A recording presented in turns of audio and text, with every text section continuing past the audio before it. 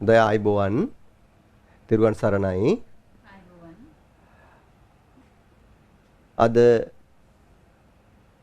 මෙම අවස්ථාවේදී සරච්චන් වහන්සේගේ උත්තරීතර දේශනාව පිළිබඳ අප පින්වත් ඇත්තන් සමග සාකච්ඡා කරනවා. කළුතර බෝධියේ පවත්වන ලබන ඒ දේශනා පාඨමාලාව අපි හැකි අයුරින් යම් මට්ටමකට ඒ දේශනා පාඨමාලාව දිගටම පවත්වන්න උත්සාහ ගන්න මේ ආකාරයෙන් අපි ගිය සතියේ ඒ 18 වෙනි පාඩම ඉදිරිපත් කළා. 18 A1 කියන පාඩම් අංකය අද සරච්චන් වහන්සේගේ උත්තරීතර දේශනාවේ මේක දේශනා අංකයේ විදිහට අපි යොදලා තියෙන්නේ 18 A2 කියන අංකය. එතකොට පින්වත් ඇත්තනම් සිහිපත් කරන්නට අපි ගිය සතියේ දේශනාවේදී අන්තිමේදී සිහිපත් කළේ ඔබට මෙම රුසටහන පැහැදිලි. මේ රුසටහනේ අපි දා අන්තිමට පැහැදිලි කළේ අසෘතවත් ප්‍රත්‍යඥයෙක්ගේ මානසික ස්වභාවය පිළිබඳ. ඒ කියන්නේ අසෘතවත් ප්‍රත්‍යඥයෙක්ගේ ඒ ධර්මතා ස්වභාවය, ඒ කියන්නේ රූප චක්කු විඥාන ආදී මේ ධර්මතා 18 සර්වඥයන් වහන්සේ සම්පූර්ණයෙන්ම අවිද්‍යාව සහගත කොටයි අවිද්‍යාවෙන් උපදින විදිහට තමයි දේශනාව සකස් කරලා තියෙන්නේ සූත්‍ර පිටකයේ ඇතුලේ. ඒක තමයි අපි ගිය සතියේ පාඩමේ අවසානයේදී සිහිපත් කළේ, සාකච්ඡා කළේ. එතකොට එහිදී අපි සිහිපත් කළා පෘථග්ජන අසෘතවත් පෘථග්ජන ස්වභාවී මෙම ධර්මතා 18. ඒ කියන්නේ චක්කු විඥානයක් උපදිනවා නම් ඒක අවිද්‍යාව සහගතම බව තමයි සරච්චන් වහන්සේ දේශනා කරන්නේ. මොකද ඒක විභජ්‍ය කරනකොට, ඒක අභිධර්මයේ උගන්වනකොට චක්කු විඥාන ආදී දීපංච විඥානියෝ විපාක නැත්නම් අව්‍යාකෘත මට්ටමින් අපි සිහිපත් කළත් කුසල් අකුසල් වලින් තොරව කතා කරනවා, අතිශය පිරිසුදුයි කියලා අතිශය පිරිසුදු භාවයකින් කතා කරනවා. නමුත් සූත්‍ර පිටකයේදී ඒක සාමාන්‍යයෙන් යොදලා තියෙන්නේ සරච්චන් වහන්සේගේ සාමාන්‍ය දේශනාව ඇතුලේ ඒක අවිද්‍යාව සහගතව උපදින ස්වභාවයක් විදිහට තමයි දේශනාවේ සඳහන් වෙන්නේ. කෙසේ වෙතත් ඔබ අපේ කවුරුත් දන්නවා දැන් මේ රූප සටහන අනුව තමයි අපි දහම් විග්‍රහය කරන්නේ. මේ ධර්මතා 18 මේ ධර්මතා 18න් නොමේරු මනෝවිඤ්ඤාණ උපදිනවා. ඒ නොමේරු මනෝවිඤ්ඤාණ ටික තමයි මේරු මනෝවිඤ්ඤාණ බවට පරිවර්තනය වෙන්නේ. සරච්චන් වහන්සේගේ මුළු දහමම පරිශ්‍රණය කළත්, මුළු දහමම පරිශ්‍රණය කළා අපි කැටිකට ගත්තොත් මෙන්න මේ වගේ දේශනා ප්‍රාතිහාරයක් තමයි සරච්චන් වහන්සේ ඉදිරිපත් කළා තිබෙන්නේ. ඒ කියන්නේ මෙන්න මේ වගේ ක්‍රියාකාරීත්වයක් මගින් නොමේරු මනෝවිඤ්ඤාණ මේරු මනෝවිඤ්ඤාණ බවට පරිවර්තනය වීමේ ක්‍රමවේදයක් තමයි සරච්චන් වහන්සේගේ මුළු දහමෙම සඳහන් කළා තිබෙන්නේ. එතකොට උන්වහන්සේගේ විදර්ශනාව තුළින් වෙන්නේ මෙන්න මේ නොමේරු මනෝවිඤ්ඤාණ මේරු මනෝවිඤ්ඤාණ බවට පරිවර්තනය නොවීම කියන ස්වභාවය. ඒක තමයි මූලිකවම අපිට සඳහන් කළ යුත්තේ. හොඳයි. එතකොට මේ වෙනකොට අපි දාලා විස්තරයක් ගමු. අපි දන්නවා මේ මේරු මනෝවිඤ්ඤාණ කියන්නේ මේ මේරු මනෝවිඤ්ඤාණ උපදින්නේ මෙන්න මේ ධර්මතා 18 ප්‍රත්‍ය කොටගෙන. මේක හේතු කොටගෙන මෙන්න මේ ධර්මතා ප්‍රත්‍ය කොටගෙන හේතු කොටගෙන ධර්මතාවයක් උපදිනවා. මොකද්ද? මේරු මනෝවිඤ්ඤාණ. ඒකට අපි නොමේරු මනෝවිඤ්ඤාණ කියලා කොටසක් යොදාගත්තා. අපිට අවබෝධ කරගැනීමේ පහසුව උදෙසා සහ විදර්ශනාවේ පහසුව උදෙසා. එතකොට නොමේරු මනෝවිඤ්ඤාණ කියන ධර්මතාවය එතකොට මතක තියාගන්න ඕනේ මෙන්න මේ ඇහැට රූපයක් වටනට පස්සේ නොමේරු මනෝවිඤ්ඤාණ ධර්මතා නැත්තම් කනට ශබ්දයක් ආවට පස්සේ සෝත විඥාණයෙන් පස්සේ නොමේරු මනෝවිඤ්ඤාණ කියන ධර්මතා. ඒ කියන්නේ මෙන්න මේ ඒ විඥානයන්ට පස්සේ මෙන්න මෙතන යෙදෙන මෙන්න මේ විඥානයන්ට පස්සේ නොමේරු මනෝවිඤ්ඤාණයෙන් පහළ වීම විශ්ව ධර්මතාවයක්, එක පොදු නියාමයක්. ඊට පස්සේ තමයි ඒක ක්‍රමානුකූලව මෝරන්නේ මොකක් නිසාද? අයෝනිසෝ මනසකාරය නිසා, සර්වඥන් වහන්සේගේ දහම මනාකොට ඇසුරු නොකොට සිටිනා ස්වභාවය නිසා. එතකොට අනේ මේරු මනෝ විඥාන සරක්ෂණ වහන්සේ විභජ්‍ය කළා පෙන්නනවා කොයි විදිහටද? රූප වේදනා සංඥා සංකාර විඥාන විදිහට. එහෙනම් රූප වේදනා සංඥා සංකාර වලට එක්තරා විදිහට අපේ හේතු ඇහුවොත් මොකද හේතුව කියන්න වෙන්නේ අපිට? මෙන්න මේ ධර්මතා 18 හේතු කරගෙන තමයි රූප වේදනා සංඥා සංකාර කියන එක පහළ වෙන්නේ. එතකොට එහෙනම් මෙතනම යම් මට්ටමකට හේතුඵල ධමයක් තියෙනවා. හේතුව තමයි මෙන්න මේ ධර්මතා 18. ඒ ඵලය තමයි රූප වේදනා සංඥා සංකාර විඥාන හේවත් මේ රූ මනෝ විඥාන ස්වභාවය. එතකොට මෙන්න මේ මේරු මනෝ විඥානේ තිබෙන මෙන්න මේ රූප වේදනා සංඥා සංකාර කියන ධර්මතා පහට පොදු නමක් කිව්වා මොකද්ද? නාම රූප කියලා. මේ රූප කොටස රූප වශයෙන් උත් වේදනා සංඥා සංකාර කොටස සංකාර විඥාන කොටස නාම වශයෙන් හඳුන්වලා මෙන්න මේ රූප වේදනා සංඥා සංකාර විඥාන කියන ධර්මතා පහ කැටි කොට වචන දෙකකින් සරක්ෂණ වහන්සේ දේශනා කරනවා මොකද්ද? නාම රූප කියලා. එතකොට ඒ වගේම දැනගන්න ඕන රූප වේදනා සංඥා සංකාර විඥාන කියන එකට අපි අභිධර්ම පැත්තෙන් කියන්නේ මොකක්ද? පංචස්කන්ධය කියලා. නමුත් මතක තියාගන්න ඕනේ සූත්‍ර පිටක දේශනාවේදී පංචස්කන්ධය කියන එක ඉතාමත්ම අවම විදිහට භාවිතා වෙන්නේ.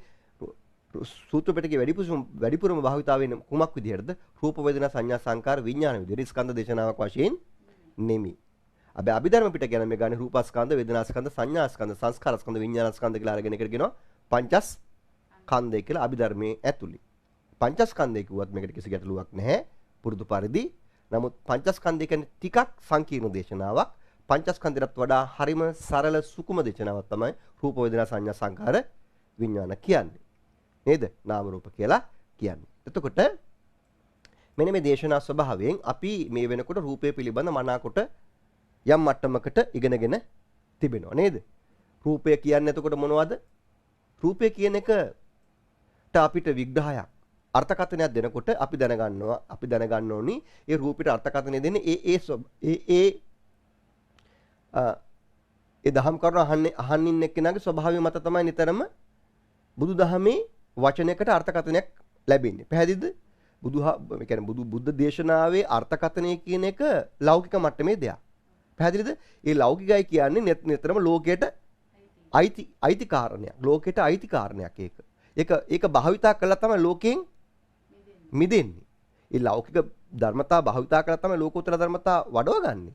එතකොට ලෞකික නිසා ඒකට අපි ඒකාන්තයෙන්ම මේකට මෙන්න මේ අර්ථකථනය කියලා එහෙම අවශ්‍යතාවයක් එහෙම දෙන්න බෑ. පැහැදිලිද? බොහෝ විට අපිට මේ රූප වේදනා සංඥා සංකාරයේ රූපය කියන එක අපි කතා කළා අන්ධ ප්‍රත්‍යඥ ස්වභාවයේදී. ඒ කියන්නේ අසෘතවත් ප්‍රත්‍යඥයාගේ එයා රූප විදිහට දකින්නේ මොකක්ද? තමාගේ ශරීරයේ තියෙන රූප ස්වභාවය. පැහැදිලි නේද? හැබැයි යා සරක්ෂණ වහන්සේගේ දහම අහලා නුවණ පහදවගෙන ඉදිරියට විදර්ශනාව පුහුණු කරන කෙනෙකුට රූප විදිහට දකින්නේ මොනවද? රූප, ශබ්ද රූප, ගන්ධ රූප, රස රූප, පොට්ටබ්බ රූප. නේද? චක්කුසෝත ගාන පවා එයා දකින්නේ මොකක් විදිහටද? රූප විශ්ය හැටියට. පැහැදිලි නේද? එතකොට එහෙනම් මේ ඉදිරියේ ඉන්න කෙනාගේ ප්‍රඥාව මත ඒ ධර්මතාවවල දෙන අර්ථකථනය වෙනස් වෙනවා. නිතරම සිහිපත් කරන්න ඕනේ. බුදුදහම කියන්නේ බුදුහාමුදුරු ඉපදුනේ මේ ඒ ධර්මතාවට අර්ථකථන දෙන්න නෙමේ. ඒ සියලුම ධර්මතා සියලුම සංස්කාරෝ අනිත්‍ය දුක්ඛයි අනාත්මයි කියලා අනිත්‍ය දුක්ඛ අනාත්තයි කියලා පෙන්නලා ඒ අවබෝධය තුලින් නිවන සාක්ෂාත් කරන ක්‍රමවේදය පෙන්වන තමයි බුදුහාමුදුරු මේ ලෝකෙට පහළ වෙන්නේ. නැත්තම් කිසිම ක්‍රියාවකට කිසිම වචනයකට අර්ථකථන දෙන්න නෙමෙයි සරක්ෂණ වහන්සේ පහළ වෙන්නේ. සත්‍යව දුකින් මිදවීම පිණිස. ඒ සත්‍යව දුකින් මිදවීම කියන කාරණය සාක්ෂාත් කර ගැනීම සඳහා අර අර්ථ පරිහරණය වැදගත් වෙනවා. ඒක ප්‍රත්‍ය කොටගෙන තමයි මේ කාරණේ සිද්ධ වෙන්නේ. පැහැදිලි නේද? හොඳයි. අන්තිමට අර්ථකථන නැති වෙලා අර්ථ ලිහිලා අර්ථය පවා ලෞකික මායිමෙන් අවබෝධ වෙන්න පටන් ගන්නවා. ඒකත් ලෞකික දෙයක් හැටියට තමයි ඒ යෝගාවචරයට ලෝක අවබෝධ කරගත්ත කෙනාට තේරෙන්නේ. පැහැදිලි නේද? ඒ වගේම තමයි මෙහිදී මෙන්න මේ කාරණේ සිහිපත් කරන්නට ඕනි. අපි සරක්ෂණ වහන්සේගේ සූත්‍ර පිටක දේශනාව සරලයි. ඒක ඇත්ත. හැබැයි සූත්‍ර පිටක දේශනාව භාවිතා කරලා මේ සරල එක් දේශනාවක් භාවිතා කරලා ඒ ශ්‍රුතමය ඥානය අරගෙන දුකෙන් මිදෙනවා කියන කාරණය ටිකක් ඈත කාරණයක්. ඒක ඒකාන්තයෙන්ම කියන්නේ සුදු නොවන්නට පුළුවන්. පැහැදිලිද? නිතරම සූත්‍ර පිටක දේශනාවක් කියන්නේ මුළු ලෝකෙම කැටි කරලා ගත්ත එක්තරා දහම් ස්වභාවයක්. සර්වඥාන්සේ සූත්‍ර පිටක දේශනාවේ අදාළ සූත්‍රයක් දේශනා කළ බලාපොරොත්තු වෙන්නේ ඒ දේශනාවට අදාළව ඒ යෝගාවචරය නැත්නම් අහන ශ්‍රාවකයා සතර සතිපට්ඨානෙට යොමු කරන්න. පැහැදිලි නේද? එතකොට දැන් එහෙදී බුදුහාමුදුරු උත්සාහ ගන්න රූපය ගැන යම් අදහසක් දීලා යම් අර්ථකථනයක් දීලා ඉතිරි ටික කොයි විදිහට දැනගන්න දරින්නේ අවබෝධයෙන් භාවනාවෙන් දැනගන්න තමයි මග හදලා තියෙන සූත්‍ර පිටකයේදී. සූත්‍ර පිටකයේදී නිතරම මතක තියාගන්න ඕනේ රූපය ගැන දල වශයෙන් ශ්‍රුතුමේ ඥානය ගන්නවා. වහවහ වීරියෙන් සතියෙන් නුවණින් සතර සතිපට්ඨාන යොමුනට පස්සේ මොකද්ද වෙන්නේ? ඉතුරු රූප පිළිබඳ අවබෝධ කරගන්න හැකියාව තිබෙනවා. ඒ ආකාරයෙන් වහවහ ඒ ලෝකෝත්තර ඥානයන් ලබා ගැනීම නැත්නම් නිවන සාක්ෂාත් කර ගැනීම හැකියාව ඒ ශ්‍රාවකයාට ලැබෙනවා. එහෙනම් නිවන සාක්ෂාත් කරන්න පහසුම ක්‍රමවේදය තමයි සර්වඥ වහන්සේගේ සූත්‍ර පිටක දේශනා යම් මට්ටමකින් යම් සූත්‍ර කීපයක් යම් මට්ටමකින් සුතමේ ඥානය අරගෙන වහා මොකක් කරන්න ඕනේද? ඒකට අනුකූලව භාවනාව. මොකක්ද භාවනාව කියලා කියන්නේ? විදර්ශනා. මොකක්ද විදර්ශනාව කියලා කිව්වේ? සතර සතිපට්ඨානෙට යෙදෙන්නට ඕනේ. පැහැදිලි නේද? අන්න එතකොට අපිට ප්‍රාථමිකව මුල් අධීරයේදී මේ සංසාර දුකෙන් නැත්නම් සතර අපායේ මිදීමේ මාර්ගයට වැටෙන්න සෘතවත් ආර්ය ශ්‍රාවකෙක් වෙන්න අපිට වාසනාව ලැබෙනවා. පැහැදිලි නේද? ඊට අමතරව තව ක්‍රම දෙකක් තිබෙනවා. සරච්චනාංශික අභිධර්ම දේශනාවක් මනාකොට විභජ්‍ය කරලා විභජ්‍ය දේශනාව ජීවිත කාලය තුලදී විවේක අවස්ථාව තුලදී මෙනෙහි කළොත් එයාට සමහරට අවුරුදු 2ක් 3ක් 4ක් 5ක් අපේ අත්දැකීම අනුව අවුරුදු 7ක් 8ක් 10ක් යනකොට නිතරම මේවා අභිධර්මානුකූලව නැත්තම් විභජ්‍ය කළා විභජ්‍ය දේශනාව මෙනෙහි කිරීම තුලිනුත් ඒ ශ්‍රුතමය ඥානය අවබෝධයට පිහිටලා එක්තරා අවබෝධයකට පිහිටලා මේ සතර අපායේ මිදෙන මාර්ගයට නේද ශ්‍රුතවත් ආර්ය ශ්‍රාවක කෙනෙක් වෙන්නට හැකියාව තියෙනවා. ඒක නිසා ඒක සර්වඥාන් වහන්සේ දේශනා කරනවා මේ විභජ්‍ය දේශනා නැත්නම් මේ නාත ධර්ම නැත්නම් මේ අභිධර්මීය තාමත්ව සියුම් දහම. ඒ කියන්නේ සූත්‍ර පිටකේ වුණත් කමන්නේ එක්තරා විදියකට අපිට ගැඹුරින් අධ්‍යයනය කරන්න පුළුවන් නම් ශ්‍රුතමේ විදියට පැහැදිලි නේද? ඉතින් අභිධර්මීය කියලා කිව්වේ මේක අභිධර්මීය කියන අභිධර්ම පිටකය නෙමෙයි. අභිධර්මීය කිව්වේ මොකද්ද? ගැඹුරින් දහම් කරුණු අධ්‍යයනය කියන විශ්ලේෂණය කියන ශ්‍රුතමේ ඥානයත් වෙන්නට පුළුවන් වෙලාවකදී. අන්නේ ගැඹුරින් දහම් විශ්ලේෂණය තමයි අභිධර්මීය කියලා මම අදහස් කරන්නේ. නැත්නම් අභිධර්ම පිටකය කියලා වෙනම පිටකයකුත් අපිට තිබෙනවා. ඒක පොතක් විදිහට. ඒක නෙමෙයි මම අභිධර්මීය කියලා සලකන්නේ යම් දහම් කාරණාවක් ගැඹුරු කොට විශ්ලේෂණාත්මකව ඉගෙන ගැනීම. ඒක සූත්‍ර පිටකෙනුත් කරන්නට පුළුවන්.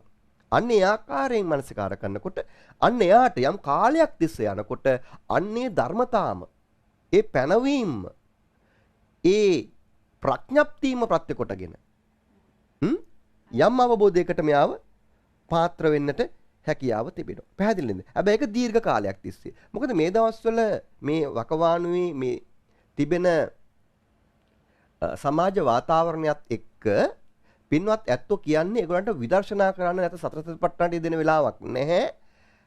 අර විභජ්‍ය කරපු ධර්මදේශන නිරන්තරයෙන්ම මෙනෙහි කිරීම කරන්න නම් පුළුවන් කියලා. ඒක නිසා තමයි අපි වැඩිපුරම මේ විභජ්‍ය කළ දහම දේශනා කරන්න උත්සාහ ගන්න. එතකොට විභජ්‍ය විදිහට නැත්නම් වෙන් කොට ධර්මතා සියුම් කොට මානසිකාරය කිරීම තුලිනුත් යම් කාලයක් යනකොට මේ ලෝක අවබෝධයට යන මාර්ගයට යව වැටෙනවා. පැහැදිලි නේද?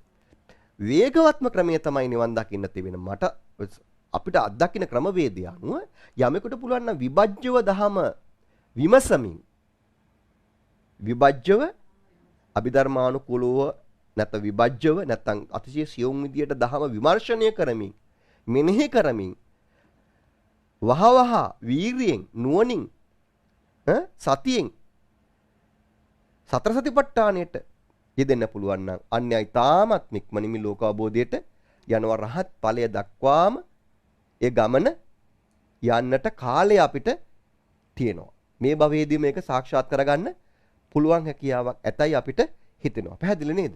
එහෙනම් ක්‍රම තුනක් තියෙන මේ විදිහට නිවන් දකින්න. මොකක්ද?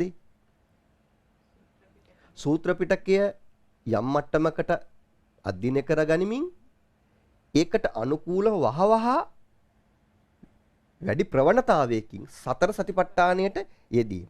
අනිත් එක දීර්ඝ ක්‍රමය මොකක්ද? විභජ්‍ය කළා. දහම විභජ්‍ය කළා ජීවිත කාලය තුළදී පුළුවන් හැම අවස්ථාවකදී මනාකොට මෙනෙහි කිරීම තුළිනුත් යම් අවබෝධයකට එන්න පුළුවන්. හැබැයි අපි එතෙන්දී කියන්නේ නැහැ ඒකාන්තයෙන්ම රහත් භාවයටමපත් වෙන්න පුළුවන් කියන එක. ඒක වෙන්නත් පුළුවන්. නමුත් එතෙන්දී අපි කියන්නේ සතර අපායෙන් මිදීමේ නේද? සෘතවත් ආර්ය ශ්‍රාවකෙක් වීමේ අවස්ථාව ඒ තුල තිබෙනවා. නේද? අනිත් ක්‍රමය මොකද්ද? විභජ්‍යව සූත්‍ර පිටක හොයවා අභිධර්ම පිටක හොයවා විතාමත්ම සියුම් කොට අධ්‍යයනය කරගෙන වහවහ සතසතිපට්ඨානයට යෙදීම මගින් තාමත් මෙක්මනින් ලෝක අවබෝධයට එන්නට හැකියාව තිබෙනවා. පැහැදිලි නේද? ඉතින් ඔන්න ඒ කාරණා ওই විදිහට අපිට සිහිපත් කරගන්නට පුළුවන්. නමුත් වර්තමානයේ මේ පින්වත් ඇත්තන්ට මේ කාලය කළමනාකරණය කර ගැනීම අපහසුතාවය නිසා තමයි අපි මේ විදිහට දහම විභජ්‍ය කරලා පෙන්වන්නේ. එතකොට මේ මානසිකාර්ය, ඒ ප්‍රීතිය තුලින්ම මොකක්ද වෙනවද? දහම මෙනෙහි කරන්න ආස හිතෙනවා. ඡන්දයක් ඇති වෙනවා. ඒ ඡන්දය තුලින් ලෝක අවබෝධයට යන්න මාවත පිරිසුදු වෙනවා. හේතු ටික සකස් වෙනවා. ඒක තමයි මෙහිදී වඩාත් වැදගත්කම. අපි අද බලාපොරොත්තු වෙන්නේ එහෙනම් මේ වෙනකොට අපි රූපය පිළිබඳ යම් තාක් දුරට ඉගෙන ගත්තා නේද? රූපය කියන්නේ විතක අර්ථකථනය වෙනවා තමාගේ මේ ශරීරය, විතක අර්ථකථනය වෙනවා මහා භූත හතරත් උපාදා රූප ටිකත් රූප කියලා. පැහැදිලිද? ඒක තමයි සූත්‍ර පිටකයේ තියෙන රූපයට සරල අර්ථ ගැන්වීම නේද? ඒක විදර්ශනා කළා අපිට පුළුවන් ලෝකාබෝධයට ලං වෙන්න. නිතරම සිහිපත් කරගන්න ඕන තවත් කාරණයක් මෙහිදී මෙම කාරණාවලින් අපි වඩාත්ම ප්‍රකට කරන්නේ මොන කාරණේද? රූපය කියන කාරණේ. ඇයි රූපය කියන කාරණේ ප්‍රකට කරන්නේ? කාමාවචර සත්ව ස්වභාවයක් තමයි අපිට තියෙන්නේ. නේද? කාමාවචරය කියන්නේම රූපයත් එක්ක ගනුදෙනුව කරනවා කියන එකයි. පඨවි ආපෝ තේජෝ වායෝ උපාදාන රූපත් එක්ක යම් සත්වයේ ගනුදෙනු කරනවා නම් නේද? මේ මහා භූත හතරත් උපාදාන රූප හතරක් ඇසුරු කරනවා නම් ඒ සත්වය අනිවාර්යයෙන්ම කවුද? කාමාවචරයි. පැහැදිලිද? කාමාවචර සත්වෙක්මයි නේද? හැබැයි රූපාවචර සත්ව අරූපාවචර සත්ව රූපේ භාවිතා කරන්නේ නැහැ කියන එක නෙමෙයි එතනින් අදහස් කරන්නේ. ඒගොල්ලෝ රූපේ භාවිතා කරාට ඒගොල්ලෝ රූපයම ලෝකය කියලා දකින්නේ නැහැ. ඒගොල්ලෝ රූපෙන් එක්තරා විදිහක මොකක් වෙලාද? මිදිලා. අපි රූපෙන් මිදිලා නැති නිසායි තාම කාමාවචර සත්ව මට්ටමේ ඉන්නේ. කාමාවචර සත්ව කිව්වේ කවුරුත් නෙවෙයි. මනුෂ්‍ය තලය, සතර අපා සහ දිව්‍ය ලෝක 6. මේක 11 තලයේම කාමාවචර සත්ව භූමි මේවා විභජ්‍ය කළා අපිට තව තවත් පෙන්වන්නට පුළුවන්. නමුත් මේ මොහොත එකට කාලය නෙවෙයි. ඒක නිසා නිතරම මතක තියාගන්න ඕනේ අපිට රූපයෙන් තොරව නම් හිතන්නවත් බෑ. රූපයෙන් තොරව හිතන්න බැරි භාවයමයි මොකක් කියන්නේද? කාමාවචරය කියන්නේ සරල මට්ටමින් කිව්වොත්. රූපය අපි මොනයම් දෙයක් කළත් අපේ සිතවිල්ල තුල මොකක් තිබෙනවද? රූපය තිබෙනවා. පැහැදිලි නේද? ඒකයි අපිට කාමාවචර සත්තු කිව්වේ. කාමාවචර භාවයේ සත්වයක් කියලා අපිට සඳහන් කරන්නේ ඒකයි සර්වඥයන් වහන්සේ. හොඳයි එහෙනම් කාමාවචර සත්වය විදර්ශනා කරනකොට එයා වඩාත් ප්‍රකට විදර්ශනා කරන්නේ මොන පැත්තටද? රූපේ පැත්තේ. පැහැදිලි නේද? හොඳයි. එහෙනම් අපි අද මේ වෙනකොට අපි රූපය පිළිබඳ යම් අවබෝධයක් ලබාගෙන තියෙනවා. රූපය අනිත්‍යයි දුක්ඛයි අනාත්මයි කියලා නේද? අනිත්‍යයි දුක්ඛයි අනාත්තයි සංකතයි පටිච්චසමුප්පන්නයි ආදී කොට අපි මේවා මෙනෙහි කරන්න අවශ්‍ය ධර්මතා ටික අපි දැනගෙන තිබෙනවා නේද? අද අපි ඉගෙන ගන්න යන්නේ මොකක් ගැනද? වේදනා කියන මෙන්න මේ නාම රූපවල මෙන්න මේ ධර්මතා ස්වභාවය වේදනා නේද? හොඳයි. එහෙනම් දැන් අපි සූදානම් කුමක් පිළිබඳ ඉගෙන ගන්නද? වේදනාව පිළිබඳ ඉගෙන ගන්න.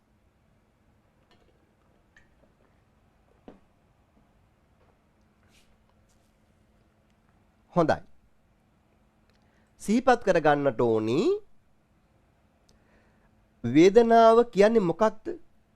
එහි විඳීම. හොඳයි. මට කියන්න මොනවද විඳින්නේ කියලා? මොනවද විඳින්නේ? රූප විඳින්නේ. මොන රූපද? රූප, ශබ්ද රූප, ගන්ධ රූප, රස රූප, පොට්ටබ්බ රූප, ධම්ම රූප තමයි අපි විඳින්නේ. එහෙනම් විඳින්නේ මොනවද ඇහුවොත් මොනවද විඳින්නේ? අරමුණු කරන දේ තමයි විඳින්නේ. මොනවද අරමුණු කරන්නේ? රූප, ශබ්ද, ගන්ධ, රස, පොට්ටබ්බ, ධම්ම. පැහැදිලි නේද? එහෙනම් විඳින්නේ මොනවද? ආරම්මන. ආරම්මණය තමයි විඳින්නේ. අරමුණු කරන දේ තමයි විඳින්නේ. මොනවද අරමුණු කරන්නේ? රූප, ශබ්ද, ගන්ධ, රස, පොට්ටබ්බ, ධම්ම. දැන් කාමාවචර සත්වයකට නම් වඩාත්ම විඳින්නේ මොනවද? රූපය. මොන රූපද? රූප, ශබ්ද රූප, ගන්ධ රූප, රස රූප, පොට්ටබ්බ රූප. මෙන්න මේවෙන් තොරව ධම්ම රූපයක් උනත් ඒවා හා සමග බැඳිච්ච ධම්ම රූපයක්ද? රූප, ශබ්ද, ගන්ධ, රස, පොට්ටබ්බ සමග බැඳිච්ච ධම්ම රූපයක්ම තමයි ධම්ම කියලා අදහස් කරේ. එහෙනම් මේ කාමාවචර සත්වයේ විනීම සඳහා භාවිත කරන්නේ මොනවද? පඨවි ආපෝ තේජෝ වායෝ උපාදා රූපත් එක්ක බැඳිච්ච යමක් මයි කියන කාරණේ සිහිපත් කරගන්නට ඕනේ. පැහැදිලිද? නම් මොකද වේදනාව කියන්නේ? විඳිනවා. හොඳයි දැන් හිතන්න සත්වයක් නිර්මාණය වෙනවා කියලා වේදනාව කියන ධර්මතාවය නැතුව එහෙනම් මොකද වෙන්නේ? ලෝකයක් නෑ. මොනව වුණත් මොකද්ද වෙන්න ඕනේ? විඳීමක් වෙන්නට ඕනේ. දැන් සංඥාවක් වුණත් මොකද්ද වෙන්නේ? විඳිනවා. ඒකත් විඳිනවා. රූපයක් වුණත් මොකද කරන්නේ? විඳිනවා. සංකාරයක් වුණත් මොකද කරන්නේ? විඳිනවා. විඥානයක් වුණත් ඒකත් විඳිනවා. මේක හැම දෙයක්ම විඳීමට යටත්. මතක තියාගන්නට ඕනි මේ රූප වේදනා සංඥා සංකාර විඥාන කියන නාම රූප වෙන් කරන්න බෑ. මේක අපි පංචස්කන්ධය කියලා ගත්තොත් මේක පංච උපාදානස්කන්ධය කියලා ගත්තොත් පංචස්කන්ධය කියලා ගත්තොත් මේව වෙන් කරන ධර්මතා නෙමෙයි වෙන් වෙන්ව තියෙන ධර්මතා නෙමෙයි. මේවා එකිනෙකට ප්‍රති වෙලා අතිශය සූක්ෂම ධර්මතා ස්වභාවය. පැහැදිලි නේද? මේකේ අන්තර්ක්‍රියාකාරීත්වයක් තියෙනවා. මේවා එකිනෙකට ක්‍රියාකාරී. මේවා වෙන් කරන්න බැහැ. ඒ වෙන් කරන්න බැරි කිසිම කෙනෙකුට වෙන් කරන්න බැරි ධර්මතාවය තමයි සර්වඥන් වහන්සේ විභජ්‍ය කරලා රූප වේදනා සංඥා සංකාර කියලා වෙන් කරන්නේ පස් ගොඩකට නේද? ගොඩකට වෙන් කළා මේක තවත් වෙන් කරනවා 81කට නේද? 81කට නේද? අන්‍ය ආකාරයෙන්. හොඳයි.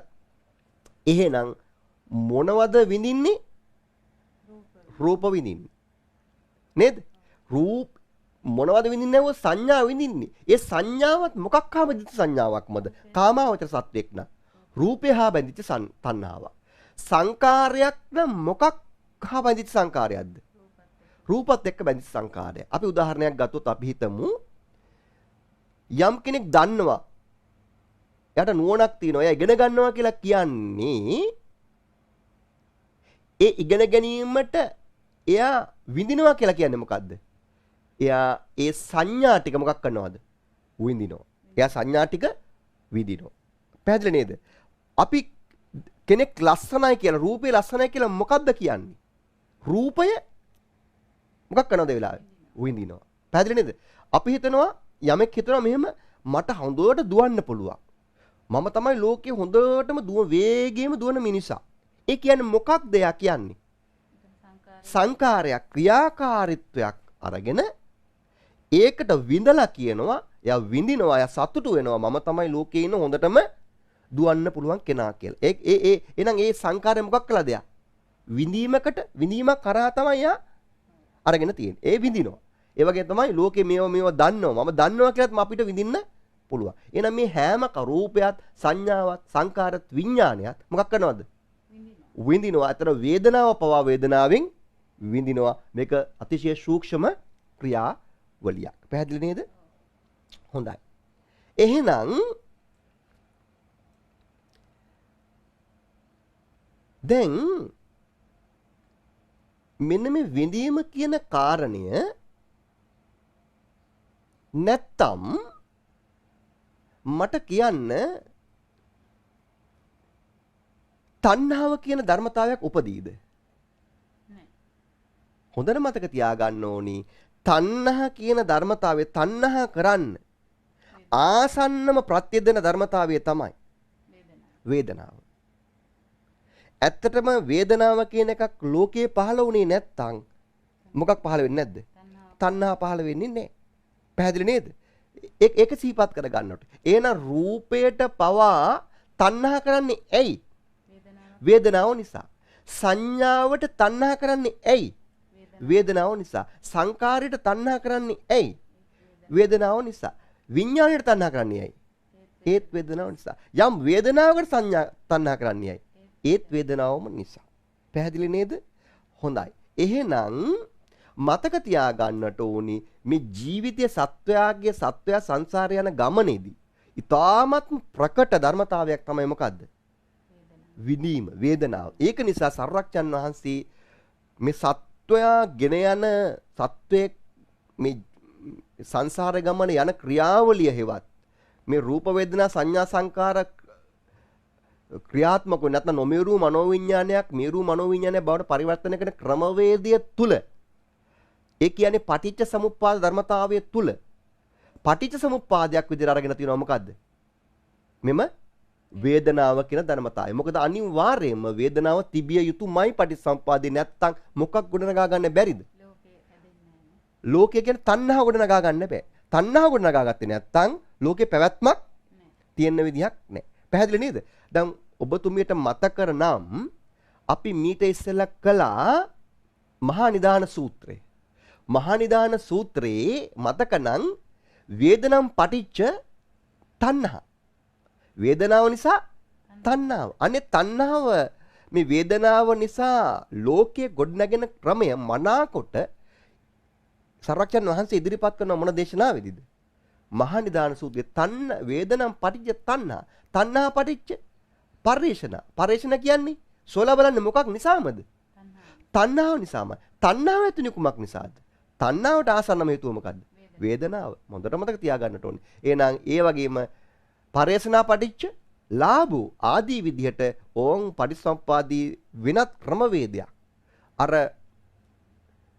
සියලු සර්වඥන් වහන්සේලා ඉදිරිපත් කරන ලද දර්ශීය ක්‍රමවේදයෙන් ඔබට ගිහිල්ලා තවත් විස්තර කරන ලද පටිසම්පාද ක්‍රමයක් තමයි මහා නිදාන සූත්‍රයේ සූත්‍ර පිටකේ දේශනා කළා තියෙන්නේ. එතෙන්දී විශේෂයෙන්ම වේදනාව ඉදිරියට අරගෙන යනවා. පැහැදිලි නේද? ඒ සූත්‍රයෙන් අපිට එක මනාකොට පැහැදිලි වෙනවා. පැහැදිලිනේ? හොඳයි. ඒ මම සිහිපත් කරේ මිට ඉස්සෙල්ලා අපි සාකච්ඡා කළ ලද එක්තරා දේශනාවක්. පැහැදිලිද? එහෙනම් දැන් ඔබතුමීට පැහැදිලිද? පින්වත් ඇත්තොන්ට දැන් පැහැදිලිද? මේ වේදනාව කියන්නේ බලවත් ධර්මතාවයක්. පැහැදිලි නේද?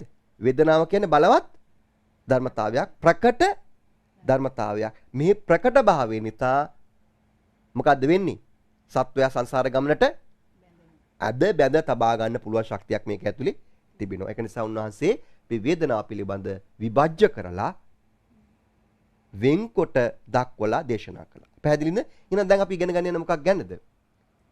වේදනාව පිළිබඳව.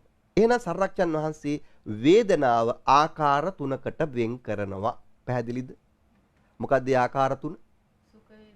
සුඛ වේදනා, දුක්ඛ වේදනා, දුක් වේදනා, අදුක්ඛ අසුඛ වේදනා. පැහැදිලිද? සුඛ වේදනා කියන්නේ මොකද්ද? සැප. ඒ කියන්නේ අපි අභිධර්ම ක්‍රමයෙන් කරොත් සෝමනස්ස සහගතයි. සෝමනස්ස සහගත කියන එක අභිධර්මයෙන් සිහිපත් කළොත්. දුක් වේදනා කියන්නේ දුක කියන එක. ඒ කියන්නේ අභිධර්ම ක්‍රමයට අපි සිහිපත් කළොත් දුක්ඛ සහගත කාය විඥානෙ. සහ දේශ දෝමනස්ස සිත් දෙක. ඒවා දුක්ඛ සහගත සිත්. පැහැදිලි නේද? අදුක්ඛ අසුඛ වේදනා කියන්නේ මොකද්ද? උපේක්ෂා සහගත ස්වභාවය. පැහැදිලිද? පැහැදිලි නේද? අදුක්ඛ අසුඛ කියන්නේ දුකේකුත් නැහැ සැපේකුත් නැහැ. මෙතන අදුක්ඛ අසුඛ වේදනා. නැත්නම් මේක එකතු කරලා කියන්නත් පුළුවන් අදුක්ඛම සුඛ වේදනා කියලා. අදුක්ඛ සුඛ වේදනා කියලා කියන්නත් පුළුවන්. පැහැදිලි නේද? මේක මේ වෙන් කරලා පෙන්වුවේ දුකකුත් නැහැ සුඛේකුත් නැහැ කියන කාරණේ ඊටාත්ම වෙන් කළාට පස්සේ පැහැදිලි නිසා මම මේ විදිහට මේක දැන්නුවා. පැහැදිලි නේද? හොඳයි. එහෙනම් සර්වඥන් වහන්සේගේ දේශනාව අනුව පැහැදිලිද වේදනාවට විශේෂ තැනක් හිමි වෙනවද නැද්ද? සත්වයා සංසාර ගමනේ යනකොට වේදනාවට විශේෂ තැනක් හිමි වෙනවද? නේද? හරි. ඒක අනිත්‍ය දුක්ඛ අනාත්ම විදිහට නොදැක්ක නිසා වේදනාව අනිත්‍ය දුක්ඛ අනාත්ම විදිහට නොදැක්ක නිසා නේද? ඒකට ආත්මීය ලක්ෂණයක්. ඒකට මම කියලා නේද? දිට්ඨියක් තිබිච්ච නිසා මොකද්ද උනේ? සත්‍ය සංසාර ගමනට බැඳුනා. හොඳයි. එහෙනම් ඒත් එක්කම සර්වඥ වාසී මෙන්න මේ විදිහට දේශනාව සකස් කරනවා මේ සුඛ වේදනා, දුක්ඛ වේදනා, අදුක්ඛම සුඛ වේදනා පිළිබඳව. පැහැදිලිද? කියන්නේ වේදනාව පිළිබඳ මෙන්න මේම දේශනාවක් තියෙනවා. මෙන්න මේක කියන්නේ මොකද්ද මේ? යං කිංචි වේදිතං සබ්බත්තං දුක්ඛස්මින්ති වදාමි. ඒ කියන්නේ මොකද්ද? විඳිය යුතු යම් කිසිවක් වේද ඒ සියල්ලම දුකේ ඇතුළත් යයි කියමි. ඒ කියන්නේ මොකද්ද මෙතනින් කියන්නේ සර්වඥන් වහන්සේ? මේ සියලුම වේදනාවෝ දුක නැමැති ධර්මතාවයෙන් වැහිලායි තියෙන්නේ. මේ සියලුම වේදනාවන් දුකයි. පැහැදිලිද? එහෙනම් අපිට ප්‍රශ්නයක් වෙන සුඛ වේදනාව දුකද කියලා. ඔව්. දුක් වේදනාව දුකයි. ඒක නම් අපිට පැහැදිලි. අදුක්කම සුඛ වේදනාව දුකයි කියලා කියන්නත් බෑ. නමුත් මේ ධර්මතා තුනම මොකක් කියලාද බුදුහාමුදුරු කියන්නේ? දුකයි කියලා. ඒ කියන්නේ මේ පරිශ්‍රණයක ප්‍රතිඵලයක්ද කියන්නේ? ඔව්. හැබැයි මේක මෙහෙම කොට අපිට තේරෙන්නේ අපි මොකද කරන්න ඕනේ? මේක පරිශ්‍රණය කරන්නට ඕනි. ඒ පරිශ්‍රණය කරන්න අවශ්‍ය සතර සතිපට්ඨාන ක්‍රමවේදය මොකද්ද? දල වශයෙන් කිව්වොත්. සුඛ වේදනා, දුක්ඛ වේදනා, අදුක්ඛම සුඛ වේදනා කියන ප්‍රකට කරගෙන ඒ යන ක්‍රම රටාවට යොදලා තියෙන සතර සතිපට්ඨාන දේශනා ක්‍රමවේදය මොකද්ද? විදර්ශනාවේ ඒකට වේදනාවට අයිති කාණ්ඩය මොකද්ද? පබ්බය මොකද්ද? වේදනානුපස්සනාව. එහෙනම් වේදනානුපස්සනාව ගැන ගැඹුරින් විදර්ශනා කරන යෝගාවචරයෙකුට කවදා හරි හම්බ වෙනව මොකද්ද? යම් විඳීම් මාත්‍රයක් ඇද්ද? ඒ විඳීම් මාත්‍රය දුකයි කියලා. පැහැදිලිද? හොඳයි. එහෙනම් මතක තියාගන්න ඕනි අපි කතා කළා මීට ඉස්සෙල්ලා රූපය අනිච්චයි දුකයි අනාත්මයි කියලා. පැහැදිලිද? පැහැදිලි නේද? ඒ වගේම දැන් අපි කතා කරන වේදනාවේ අනිච්ච භාවයට වඩා අපි කතා කරන්නේ මොකක් ගැනද වේදනාවේ? දුක්ඛ භාවය ගැන. ඒ කියන්නේ වේදනාවේ අනිච්ච එක ඇත්ත. අනාත්මත් ඇත්ත. හැබැයි වේදනාව ප්‍රකට වෙන්න වැඩි අවකාශයක් තියෙන මොකක් කරාද? දුක්ඛත්වය හරහා. හරි නේද? ඒක නිසා වේදනාව අනිච්ච විදිහටත් වඩා අනාත්ම විදිහටත් වඩා බුදුහාමුදුරු වේදනාව දුක කියන මාතෘකාව යටතේ දේශනාව අදාළලා තිබෙනවා. පැහැදිලි නේද? නැත්තම් උගල බලයි දේශනාව නිට්ටයද කියලා නෑ. දේශනාව අනිච්ච දුක අනාත්මයි. මේ පංචස්කන්ධේම නැත්තම් මේ රූප වේදනා සංඥා සංකාරකේ නාම රූප මේ ඔක්කොම මොකද්ද? අනිච්චයි දුකයි අනාත්තයි. හැබැයි වේදනාව ගැන කතා කරනකොට දුක ප්‍රකට කළයි දේශනාව සකස් කරලා තිබෙන්නේ. පැහැදිලිද? හොඳයි. එහෙනම් වේදනා ආකාර කීයද? 3යි. මොකක්ද?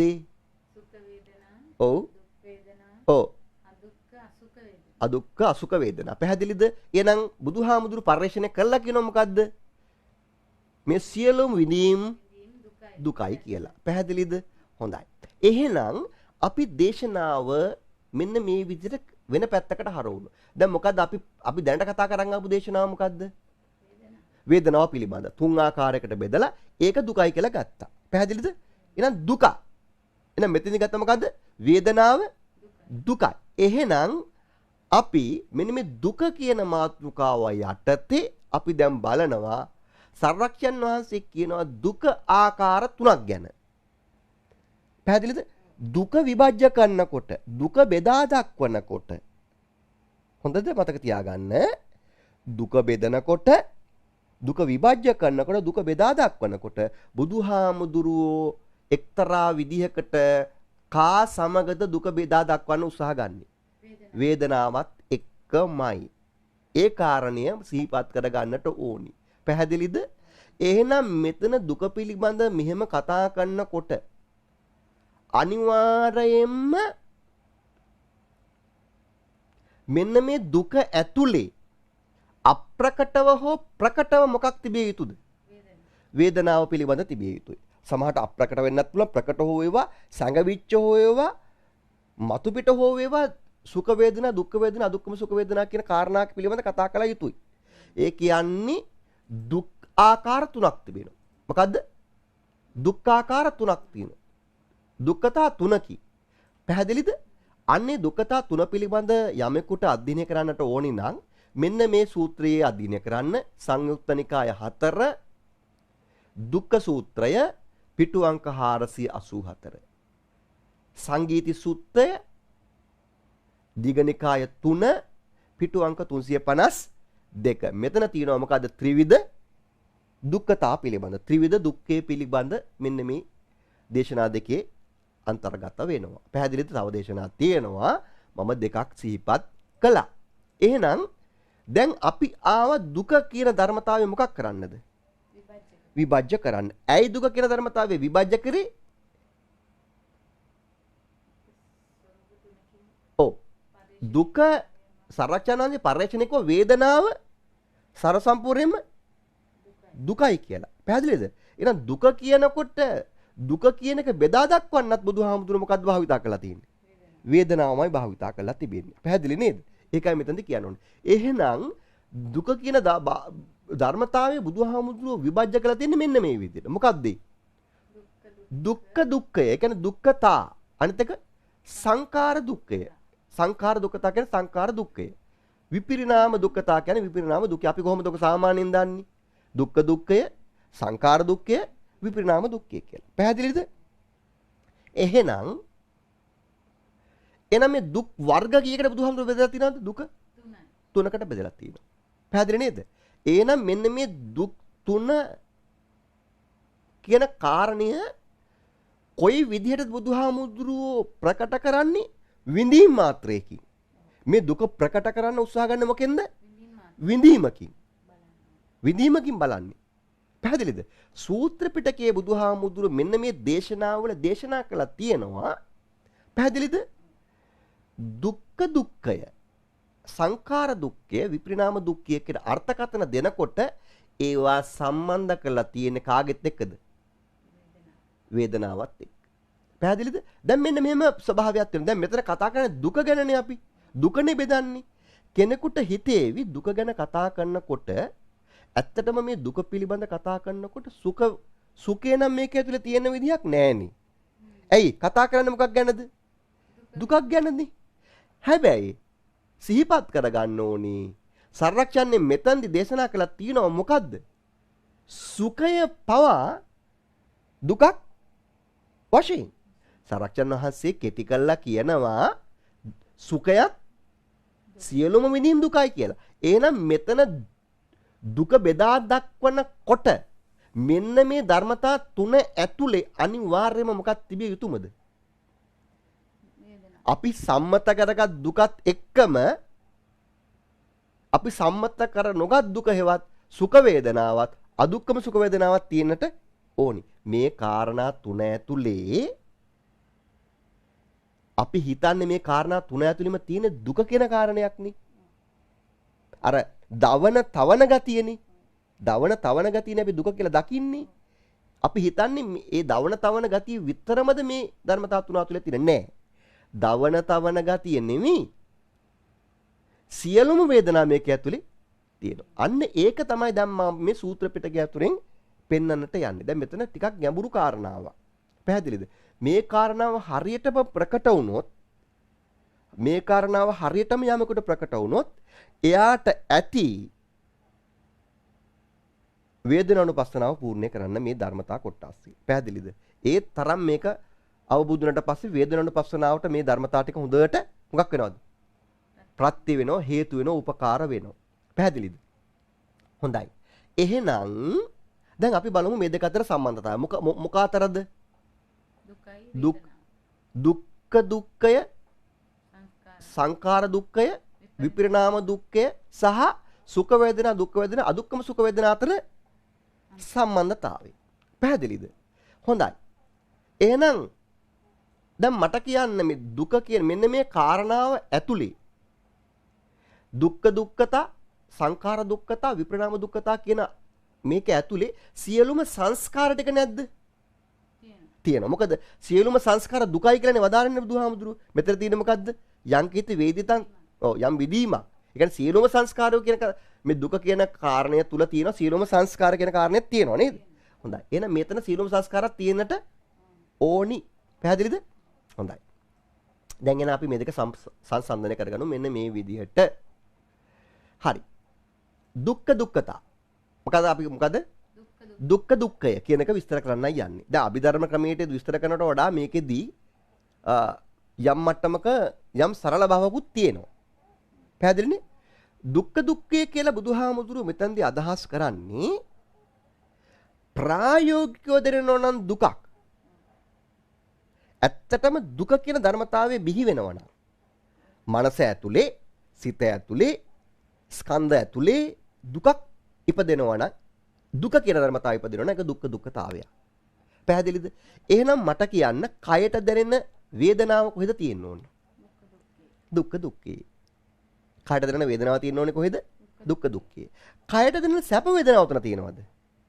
නැහැ. ඇයි මේ කතා කරන්නේ මොකද්ද? සාමාන්‍යයෙන් දැනෙන දුක. දුක කිය. එහෙනම් මට කියන්න හිතට දැනෙන දුක මෙතන තියෙනවද?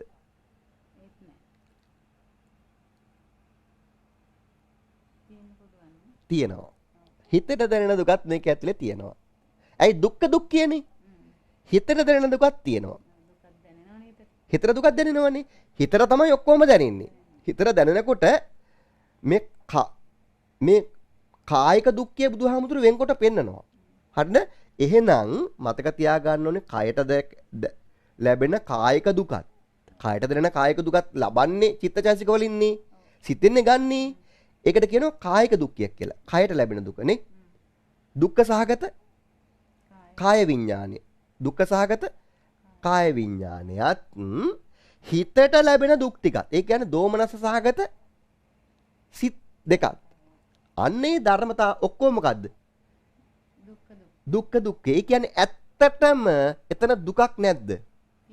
ඒක දුක අවබෝධ කරගන්න ඕනිද? ඒක දුක දැනෙනවද? ඕන කෙනෙකුට දැනෙනවා. ඕන පෘථග්ජනයෙකුට හිතට ලැබෙන දුකත් ඇඟට දැනෙන දුකත් දැනෙනවා නේද? ඒ කියන්නේ ඒක ප්‍රකටද?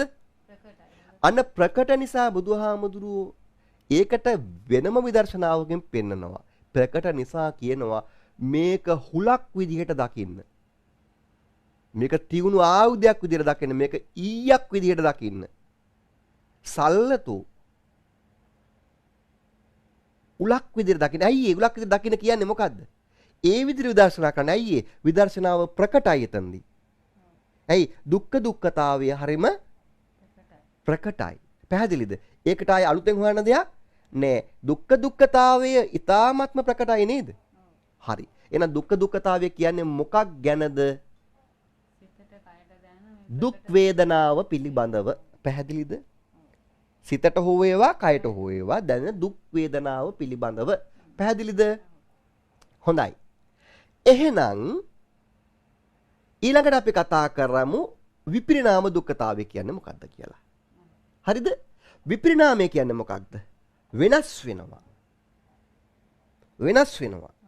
වෙනස් වීම නිසා අපිට දුකක් ලැබෙන්නේ නැද්ද? ලැබෙනවා. එතකොට ඒකට කියන්නේ සූත්‍ර පිටකයෙන් වශයෙන් සුඛ වේදනාව මොකක් වෙනවද? වෙනස් වෙනවා. සුඛ වේදනාව වෙනස් වීම තුලින් ලැබෙන දුක් කියලා කියනවා මොකද්ද? විපරිණාම දුක්ඛය. පැහැදිලිද? ඇයි ඒ? සුඛ වේදනාව වෙනස් වෙනකොට මොකද්ද අපිට අනිත් පැත්තෙන් ආයි එන්නේ? දුක්ඛ දුක්ඛතාවයම එනවා. දුක්ඛ දුක්ඛතාවයම එනවා. දුක්ඛ දුක්ඛතාවය තමයි එතකොට ඵලය. හේතුව මොකද්ද? විනාශ වීම. මොකක්ද? විපරිණාමය. සුඛ වේදනාවේ විපරිණාමයේ හේතු කරගෙන මොකද්ද නැවත ඇති වෙන්නේ? දුක්ඛ දුක්ඛතාවය ඇති වෙනවා. පැහැදිලිද? එහෙනම් සුඛ වේදනාවට කියනවා සූත්‍ර පිටකයේ මොකද්ද? විපරිණාම දුක්ඛතාවය කිව්වේ මොකක්ද? සුඛ වේදනාවෙන් විනාශ වීමෙන් ලැබෙන දුක. දැන් පැහැදිලිද? සුපැහැදිලිද? හරිද? හොඳයි. එහෙනම් තව එකක් තියෙනවා මොකද්ද? අදුක්ඛ අසුඛ වේදනාව. ඒ කියන්නේ සුඛයකුත් නැහැ දුක්ඛයකුත් නැහැ. ඒක මොකක් විදිහටද බුදුහාමුදුර කියන්නේ? සංකාර දුක්ඛත. පැහැදිලිද? ඒ කියන්නේ සකස් වීමෙන් ඒක දුකයි. ඒක මේ දෙකට වඩා ගැඹුරුයි. දැන් බලන්නකෝ අපිට සුඛ වේදනාව අල්ල ගන්නත් පුළුවන්. සුඛ වේදනාව විපරිණාමයට පත්වීමෙන් දුක්ඛතාවය කියන ධර්මතාවය අපිට ප්‍රකටයි.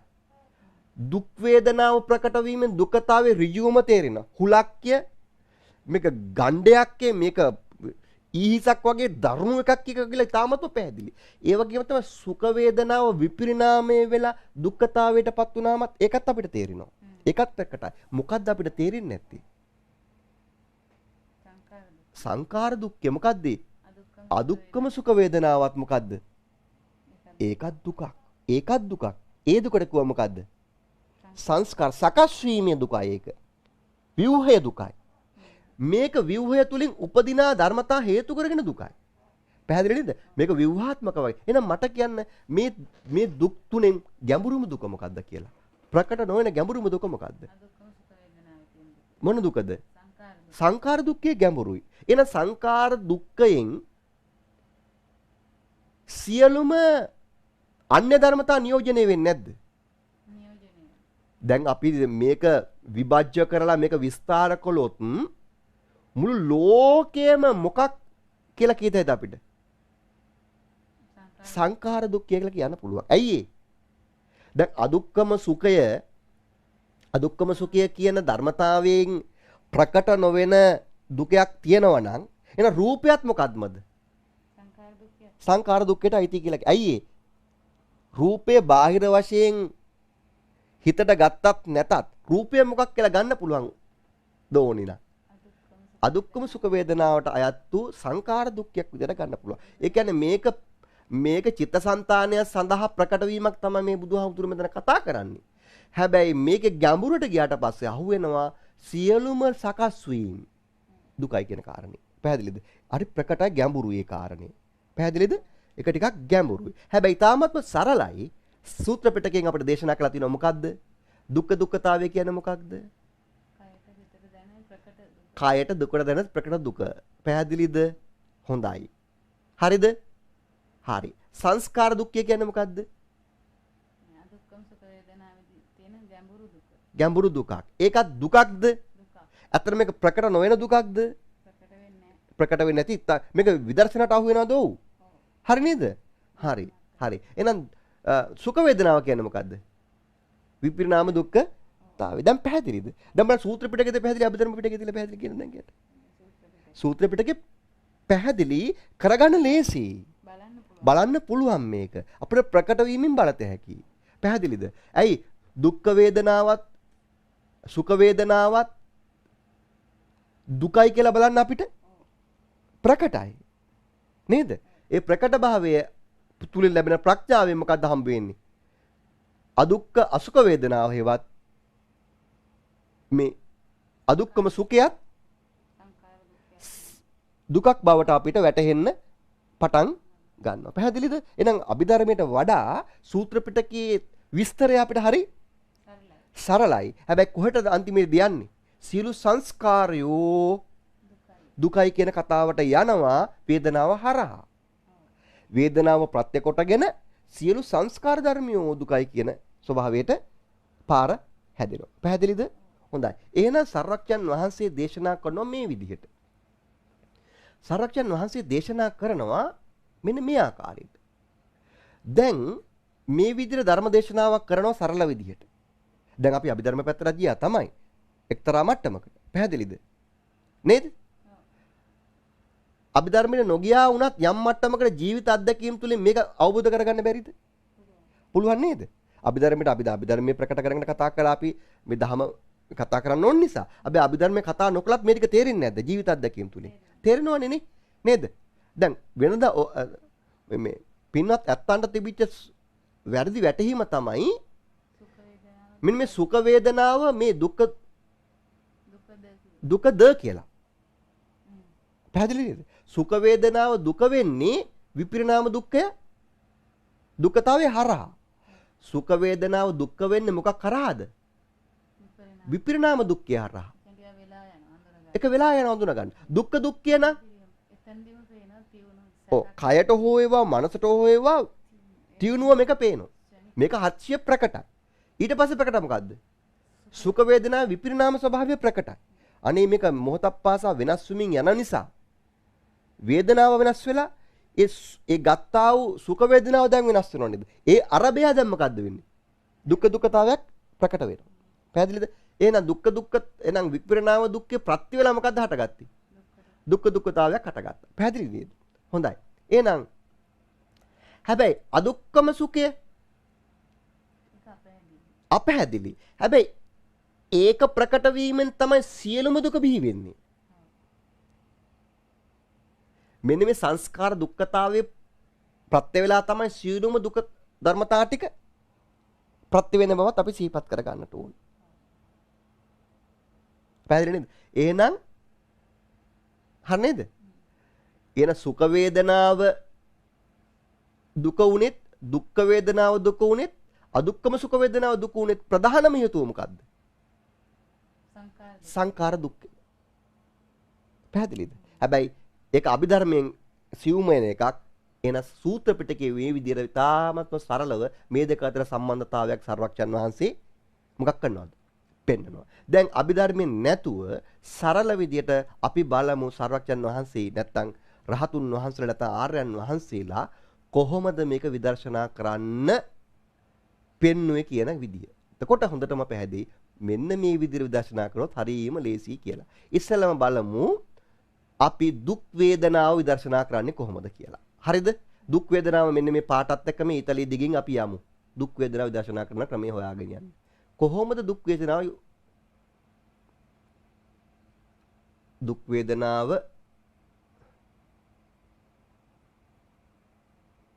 මේ තියෙන්නේ මේ පාට දෙක ගියාමුකෝ.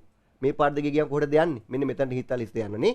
කොහොමද යම් ශ්‍රාවකයෙක් දුක් වේදනාව මොකක් විදියට ගන්න කියලාද තියෙන්නේ? ඇනෙන දෙයක් විදියට, ඊයක් විදියට, හුලක් විදියට. ඇයි ඒක හරිම ප්‍රකටයි. දැන් මෙහෙම හිතනකොට, මෙහෙම දැනෙනකොට මෙයාට මේ වේදනාව පිළිබඳ බලාපොරොත්තුවක්, චන්දරාගයක් එහෙම උපදිනවද? නෑ. ඒ මත හරිම ප්‍රකටයි. එයාව බලාපොරොත්තුවක් ඇත්තෙම නෑ. ඇත්තෙම නෑ. පැහැදිලි නේද? මේ විදර්ශනාවේ මූලික මට්ටම, මුල් මට්ටමක් මේ යන්නේ. පැහැදිලිද? හොඳයි. එහෙනම් කොහොමද දුක් වේදනාව කොහොමද යා මෙනෙහි කරන්නේ? ඊයක් කුලක් විදිහට. ඒක පැහැදිලිනේ ඇයි එහෙම කිව්වේ කියලා. ඇයි? හොඳට මේක ප්‍රකට වෙන නිසා. හරිද? හොඳයි. එහෙනම් බලමු දෙවන කාරණය සුඛ වේදනාව කොහොමද මෙනෙහි කරන්නේ කියලා. මේ කොළ පාට ඉරද ගියමුකෝ අපි බලමු. මේ තියෙන්නේ යම් ආවි ශ්‍රාවකෙක් සැප වේදනාව දුක් වශයෙන් මෙනෙහි කරන්නට ඕන. දැන් මෙතන කිව්වද ඊයක් කුලක් කියලා. ඇයි එහෙම කිව්වේ නැත්තේ? දුකක් විදිහට ප්‍රකට නැහැ. හැබැයි මොකක් විදිහට ප්‍රකට කරගන්න ඕනේද? දුකක් විදිහට ප්‍රකට කරගන්න ඕනේ මේක ප්‍රත්‍ය වේලා දුක හට ගන්න බව. මේක ප්‍රත්‍ය වේලා දුක හට ගන්නවා කියන එක මෙන්න මේ වේදනාව පිහිටලා තමයි අපි ටිකක් දිගට ගියොත් එහෙම චන්දරාගයෙන් බැඳෙන්නේ. චන්දරාගයෙන් බැඳුණාට පස්සේ තමයි මොකද්ද වෙන්නේ? වේදනාව උපදිනවා. වේදනාව තණ්හාව. තණ්හාව උපාදානය. උපාදානය භව. ඒ කියන්නේ පංච උපාදානස්කන්ධයක් බිහි වෙන්නේ මොකෙන්ද? සැප වේදනාව ප්‍රකට වුණාට පස්සේ. පැහැදිලි නේද? ඒ හරහා විදර්ශනා කරන්න ඕනේ. එහෙනම් පංච උපාදානස්කන්ධයක් බිහි වෙන සැප වේදනාව හරහා අනිවාර්යයෙන් මොකද්ද?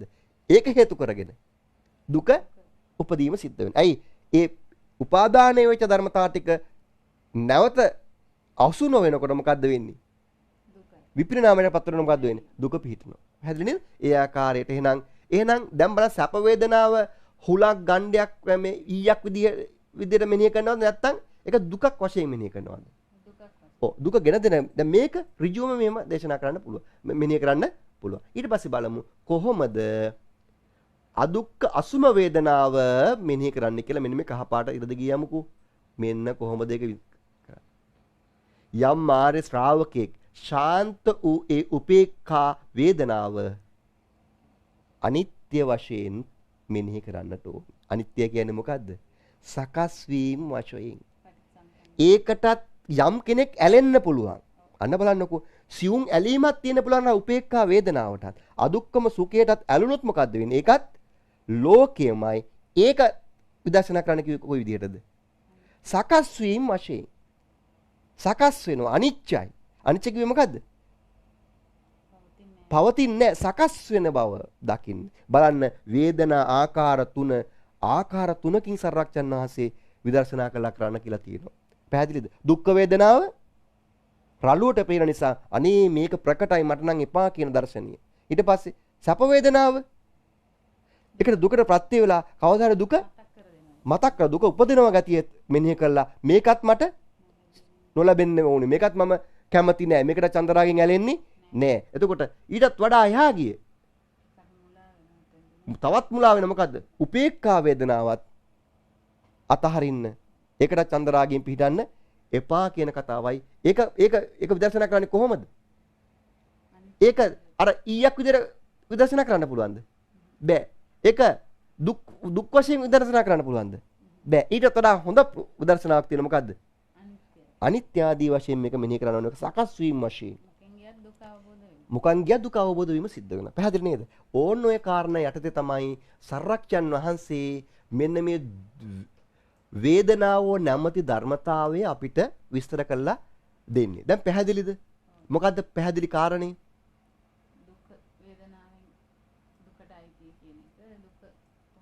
වේදනාව දුකට අයිති කියන කාරණය. බුදුහාමුදුරුවෝ කියනවා. වේදනාව කොටස් තුනකට බෙදෙනවා. නේද? හරි. ඒ වේදනා කොටස් තුනම ආකාර තුනකින් මෙනෙහි කරනවා. මෙනෙහි කරනකොට මොකද්ද යට ලැබෙන්නේ? වේදනාවෙන් මොකක්ද යා? නිවනට මේ තියෙන නිවන යන මඟ. මේ කියන්නේ මේවා මේ විදිහට මෙනෙහි කරනකොට මේ කියන්නේ අතර මෙතන තියෙන මෙතන ප්‍රකට කරලා තියෙන්නේ අපි වේදනානුපස්සනාව. වේදනානුපස්සනාව මේ ආකාරයෙන් ප්‍රකට වෙනකොට එහෙනම් මොකද්ද වෙන්නේ? නිවන කරා. එහෙනම් අපේ ජීවිතය ඇතුලේ කොහොමද අපි මේක විදර්ශනාට යොමු කරන්නේ? අපේ ජීවිතය තුළ මොහොතක් පාසාම මෙන්න මේ රූප අරබය නේද? රූප ශබ්ද ගන්ධ රස පොට්ටබ්බ ධම්ම නේද? විශේෂයෙන්ම මෙන්න මේ පඨවි ආපෝ තේජෝ වායෝ මහා භූත හිවත් රූප නිසා ඇතිවෙනා වූ වේදනාව නේද? ආකාර තුන දුක්ඛ වේදනාව ඒකාන්තයෙන් හුලක් විදියට අපි මෙනෙහි කරනෝනේ. මේක නම් මහා දරුණුයි. මේක දරුණු දෙයක්. මේක නම් අසුරු නොකල යුත්තක් විදියට අපි සිතින් මෙනෙහි කළ යුතු වෙනවා. පැහැදිලිද? ඊට පස්සේ මොකද්ද වෙන්නේ? සුඛ වේදනාව. අනේ මේක දුකට ප්‍රත්‍ය වෙනවා. මේකෙන්ම තමයි පංච උපාදානස්කන්ධයක් ඇති කරන්නේ. මේක තමයි දුකට හේතු වෙන්නේ කියලා මෙනෙහි කරනවා. හරිද? ඒ කියන්නේ එතෙන්දී එතන සැප වේදනාවක් නැහැ කියන එකද කියන්නේ? මේ මොහොතට විතරයි ඒක. සැප වේදනාවේ මොහොතට විතරයි. ඒක අනාගත දුකක් උප්පද්දවන්න පුළුවන්. දුක්ඛ වේදනාව දුක්ඛතාවය ඒ මොහොතටත් දුකයි. ඒ මොහොතටත් දුකයි ඒක. ඒ මොහොතට ඒකාන්තයෙන්ම දුකයි. එතකොට ඒක ප්‍රකටව අහු වෙනවා. ඒක අහු වෙනවා. ඒක හොඳට ප්‍රකටයි. ඔන්න ඒකෙන් අපි මිදෙනවා. සුඛේනුත් මිදෙනවා. ඊට පස්සේ අමාරුවමකින් මිදෙන්නද? අදුක්ඛ සුඛින් මිදෙන්න අමාරු. උපේක්ෂාවෙන් මිදෙන්න අමාරු. ඔන්න උපේක්ඛාවට කියනවා අනිත්‍ය වශයෙන් මේක මෙනෙහි කරන්න කියලා. පැහැදිලිද?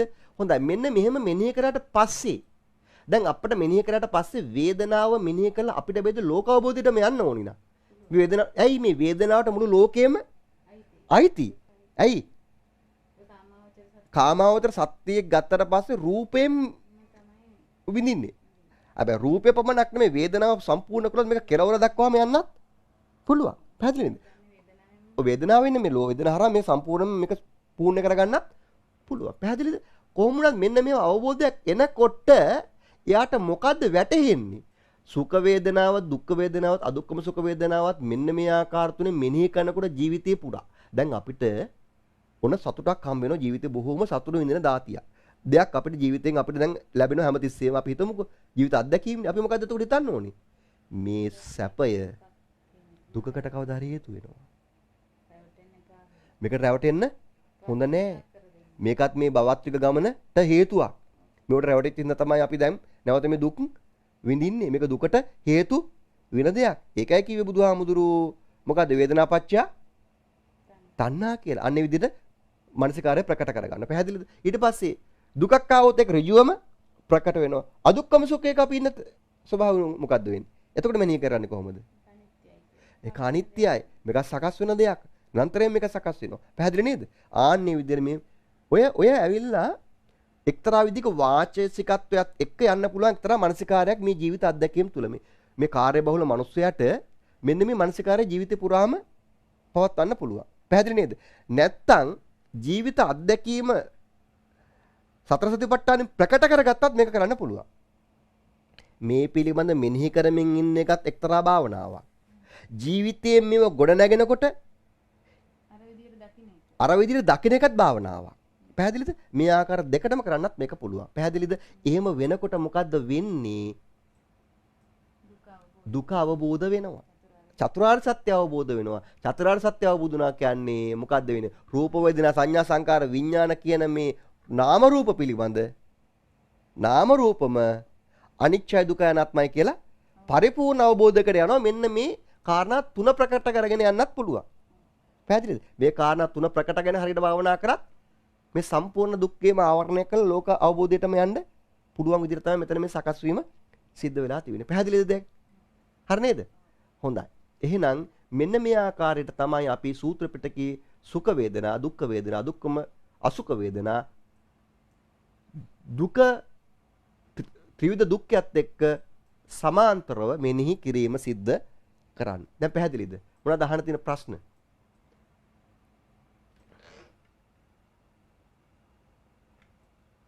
මොනවද මේ පිළිබඳව අහන්න තියෙන්නේ?